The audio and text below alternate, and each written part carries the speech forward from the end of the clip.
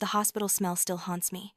I was 16 when my mother Charlotte looked at my medical bills and said, "We can't afford to keep wasting money on you." My stepfather Marcus nodded coldly. My half-sister Veronica just laughed.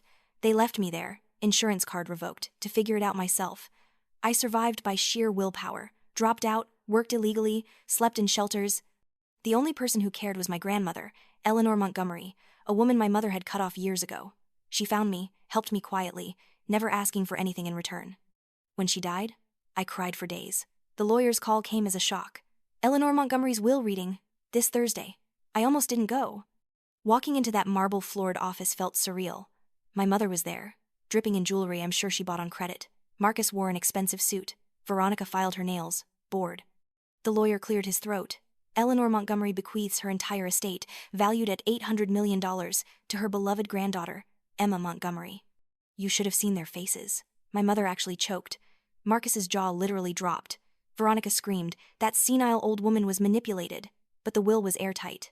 They came for me with everything they had: harassment, legal challenges, even hiring private investigators to dig up dirt.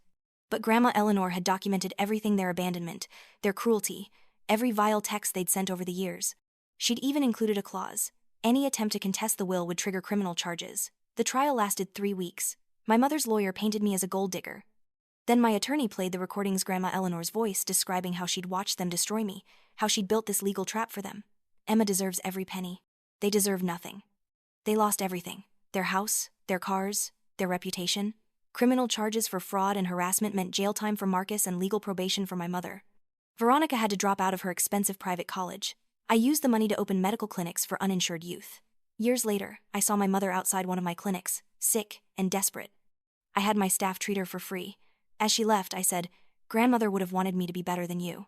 The look in her eyes told me she finally understood what she'd lost.